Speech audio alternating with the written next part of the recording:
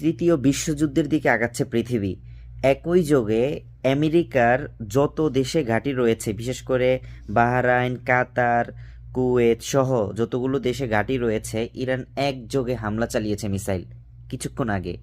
এবং এটি লাইভ, যত কাতার অবস্থানরত যত বাংলাদেশি ভাইরা রয়েছে অনেকে লাইভ দেখিয়েছে, আকাশে মিসাইল উঠছে, মিসাইল উঠছে। তৃতীয় বিশ্বযুদ্ধের দিকে আগাচ্ছে পৃথিবী।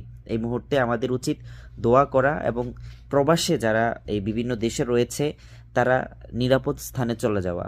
এবং আমাদের দোয়া ছাড়া তো আর কোনো কিছু করার নাই। তবে তৃতীয় বিশ্বযুদ্ধের দিকে আগাচ্ছে পৃথিবী এবং আমেরিকার এই অতি উস্কানির ফলে এই বিশ্বের মধ্যে অশান্তি সৃষ্টি হচ্ছে, তার কোনো অবকাশ নেই। কাজেই এই আমেরিকা ধ্বংস হোক, দোয়া করি। এবং এই ইহুদি জাতি যারা পৃথিবীর মধ্যে শান্তি চায় না, যারা শান্তির নামে পৃথিবীতে অশান্তি সৃষ্টি করছে, তারা ধ্বংস হোক।